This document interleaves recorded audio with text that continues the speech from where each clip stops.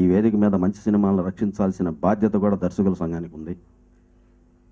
ఒక మంచి cinema run అవుతున్న టైంలో దీన్ని తీసేసి మధ్యలో మళ్ళీ వేరే సినిమాలు వేసి ఒక మంచి సినిమాని చంపే ప్రయత్నం చేయొద్దు అని చెప్పి కొంతమంది పెద్ద మనుషులకి మేము ఈ సందర్భంగా విన్నవిస్తూ ఉన్నాం. ఇది కనుక ఇలా మంచి సినిమాలని మీరు కనుక ఇలాగే తీసేస్తూ పోతే ఇలాంటి నిర్మాతల్లో అసహనం పెరిగి రాబోయే కాలంలో మిమ్మల్ని చంపే పరిస్థితి తెచ్చుకోవద్దు అనేది కూడా ఈ సందర్భంగా మేము ఒక రకమైన హెచ్చరికే జారీ చేస్తున్నాం. నిన్న మిథునం, ఈరోజు జీనియస్, ఎలాంటి సినిమాలండి అసలు? అంటే ఒక థియేటర్, ఒక ఊళ్ళో 10 థియేటర్లు ఉంటే 5 థియేటర్లో ఒక సినిమా, 5 థియేటర్లో ఒక సినిమా నడుస్తాం. పన్నులో బ్రహ్మాండ హౌస్ఫుల్స్తో నడుస్తున్న సినిమాని జీనియస్ని తీసేసి వేరే వేశారు. అవి అడిచుకోండి, మేమే అభ్యంతరం చెప్పట్లేదు. బట్ మంచి సినిమాని చంపొద్దు దయచేసి. మీరు అలా చంపితే కొంతకాలం తర్వాత మిమ్మల్ని చంపుతారు అనేది మాత్రం చాలా తీవ్రంగానే మేము దర్శకుల సంఘం తరఫున మీకు ఇది చివరి హెచ్చరిక. రక్షించండి మంచి సినిమాని. సినిమా అన్నది అందరిది, ఇది ఒక పరిశ్రమ. దాదాపు 1,00,000 మంది బతుకుతున్నారు. సినిమా థియేటర్లో ఉన్న క్యాంటీన్ వాళ్ళ కోసం, సైకిల్ స్టాండ్ వాళ్ళ కోసం కాదు ఇక్కడ కోట్లు ఖర్చు పెట్టి నిర్మాత సినిమా తీస్తుంది. దర్శకులు, రచయితలు ఇంతమంది ఎఫర్ట్స్ పెట్టి, బ్రెయిన్ పెట్టి సినిమా తీస్తున్నారు. సో ఈ సందర్భంగా దీని 25 రోజుల సందర్భంగా అభినందిస్తూ మంచి సినిమాను రక్షించమని కోరుకుంటూ మిగతా పెద్దలందరినీ కూడా ఈ యొక్క సినిమా ఈ మధ్యకాలంలో 7-8 సినిమాలు చాలా మంచి సినిమాలు వచ్చాయి. కానీ ఈ థియేటర్ల కొరత వల్ల సినిమాలు పెద్దగా రన్ చేయలేకపోయారు. ఈ పండగ సీజన్లో 2 పెద్ద సినిమాలే ఉన్నాయి. 2 రోజుల్లో 2 సినిమాలు నేను చూసేస్తే మిగతా 6 రోజులు ఏ సినిమాలు చూడాలి అనేది నా ప్రశ్న. ఇలాంటి డేస్లో డెఫినెట్గా జీనియస్ పిక్చరు చాలా ఖర్చు పెట్టి తీసిన పెద్ద సినిమా, కొత్త క్యాస్టింగ్తో. డైరెక్టర్ దేనికి వెనకాడకుండా, ప్రొడ్యూసర్ కూడా దేనికి వెనకాడకుండా చాలా గొప్పగా తీశారు. ఇప్పుడే మనం చూసాం. నేను చివరిలో వచ్చాను సినిమా, బట్ చాలా కాస్ట్లీ. అంటే ఎంత ఖర్చు పెట్టి ఇంత హెవీగా నిర్మాత ఒక కొత్త దర్శకుడికి అంత అవకాశం ఇవ్వడం, దాన్ని దర్శకుడు చాలా ఎఫెక్టివ్గా తీయడం. నేను ఎండ్ క్లైమాక్స్ పార్టీ చూశాను.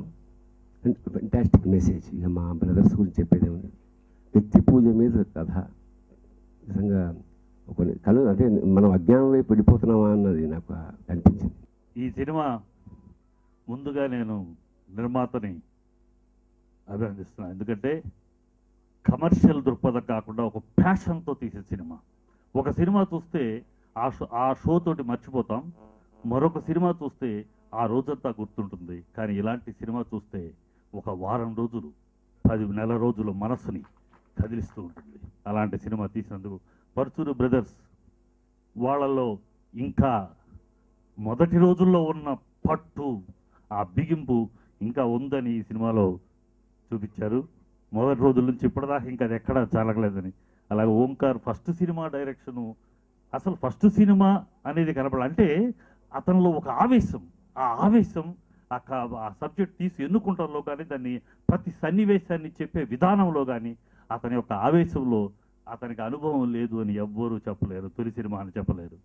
ఇలాంటి సినిమాలు మిథునం లాంటి సినిమాలు, ఇలాంటి సినిమాలు, మంచి సినిమాలు రావటం లేదు అని గగ్గోలు పెట్టే కొంతమంది పబ్లిక్లో బై సినిమా ఫీల్డ్కి సంబంధం లేని వాళ్ళు మాట్లాడే వాళ్ళందరూ ఇలాంటి సినిమాలని చూసి ఇంకా చూసేలా వాళ్ళు ఎంకరేజ్ చేయాలి. నాకు దాసరి కిరణ్ గారు ఇచ్చారు, నాకు చాలా ఆనందంగా ఉంది. ఆ మూవీ ఈ రోజున డైరెక్టర్స్ అసోసియేషన్ అందరూ చూసినందుకు మరింత ఆనందంగా ఉంది. అందరూ మెచ్చుకున్నారు. థ్యాంక్ యూ సో మచ్ నా మూవీ చూసినందుకు. బట్ చిన్న బాధ, ఫస్ట్ మూవీ అయినా కూడా ఎక్కడ వెనకాడకుండా దాసరి కిరణ్ గారు చాలా ఖర్చు పెట్టి సినిమా చేయటం జరిగింది. బట్ కొంత ఆనందం ఉన్నా కూడా, కలెక్షన్స్ చాలా బాగా వచ్చి నేను ఆనందం ఉన్నా కూడా మధ్యలో మా మూవీ ఆగిపోవటం వల్ల ప్రొడ్యూసర్ గారు చాలా బాధపడుతున్నారు. ఈసారి ఆయనకి చిన్న సినిమా చేసి, తక్కువ ఖర్చుతో చేసి ఎక్కువ డబ్బులు వచ్చేటట్టు ప్లాన్ చేస్తాను. సో ప్రొడ్యూసర్ గారు ఏం బాధపడద్దు, మనకైతే ప్రజాదరణ వచ్చింది. డెఫినెట్గా మంచి రోజులు ఉన్నాయి మనకి. Thank you so much. అన్ని సెంటర్లు, పెద్ద స్టేషన్లు అన్నింటిలోనూ మేము ఆపుకోగలిగి ఉంటే ఇప్పుడు 7.5 కోట్లలో ఉంది, 12 కోట్లకి వెళ్ళిపోయి ఉండేవాళ్ళం. మరి 2 వారాలు హైదరాబాద్లో కనపడిన సినిమా 3వ వారంలో హైదరాబాద్లో మరి నాకు తెలియదు సుమారు 300 థియేటర్లు ఉంటాయి. ఒక్క థియేటర్ మాకు దొరకలేదు. ఇప్పుడు మళ్ళీ 4వ వారంలో 6 థియేటర్లలో కనపడతారు. అంటే 7 రోజులు ఏమైపోయింది ఈ సినిమా? ఇది దయచేసి పెద్దలందరూ ఆలోచించాలి. ఒకప్పుడు మామూలు లాంటి మహత్తరమైన సినిమా 1 సంవత్సరం పాటు ఆడగలిగిందంటే మార్నింగ్ షో ఒకటి దానికోసం కేటాయించుకున్నారు. అలాగే ఆయన చెప్పినట్టు ముత్యాల గారు, మనం ఒక షో అన్నా కనీసం ఇలాంటి చిన్న సినిమాలు కేటాయిస్తే మన హౌస్ఫుల్ మనకు అవుతూ ఉంటుంది, 1 సంవత్సరం ఆడుతూ ఉంటుంది. ఇప్పుడు ముగ్గులు వేయటం అయిపోయింది, గొబ్బెమ్మలు పెట్టడం అయిపోయింది, సంక్రాంతి మకర సంక్రాంతి చూడటం అయిపోయింది, కనుమ నాడు మొక్క తినటం కూడా అయిపోయింది. ఆ సంక్రాంతికి వచ్చిన సినిమాలు మీరు చూడటం కూడా అయిపోయింది. కనుక ఈ 2 సినిమాలని ఇప్పుడు 25 రోజులు వచ్చింది. మిథునం కూడా దాదాపు 30వ రోజు చాలా ఒక సింగిల్ థియేటర్లో కూడా హౌస్ఫుల్ అవుతుంది. అంటే అతనికి ఆ థియేటర్ మిగిలింది కనుక, అంటే హౌస్ఫుల్ అయితే స్ట్రెంగ్త్ థియేటర్, మంచి థియేటర్ దొరికితేనే ఇలాంటి మంచి సినిమాలను ఆదరిస్తున్నారని జనానికి తెలుస్తుంది. కనుక జనమంతా ఈ 2 మంచి సినిమాలు బాగా చూస్తే 2 కొత్త డైరెక్టర్లు మీకు వస్తారు. 2 మామూలు వాళ్ళు కాదు, ప్రయోగాలు చేసి ఆయన టీవీలో ప్రయోగాలు చేశాడు. మా భరణి దర్శకుడు, ఇప్పుడు నటుడుగా ఇప్పుడు దర్శకుడు అయ్యాడు, దర్శకుడిగా కూడా సక్సెస్ అయ్యాడు. కనుక ఈ 2 సినిమాలను బాగా ఆదరించమని ఈ పండుగ తర్వాత మీ అందరినీ కోరుకుంటున్నాను. Thank you. 25 రోజుల పాటు ఇప్పటి వరకు పెద్దలు మాట్లాడారు. ఎన్ని అవరోధాలు వచ్చినా కానీ ఇంకా కొనసాగుతున్నందుకు, ఆదరిస్తున్నందుకు ఆంధ్రప్రదేశ్ ప్రేక్షకులందరికీ కూడా ముందుగా నా హృదయపూర్వకంగా థ్యాంక్స్ చెప్పుకుంటున్నాను. ఈ సినిమా ఇలానే అర్ధశత దినోత్సవం జరుపుకుంటుంది 100% మీ అందరి ఆశీస్సులతో, ఆ భగవంతుడి ఆశీస్సులతో, పెద్దలందరి ఆశీస్సులతో.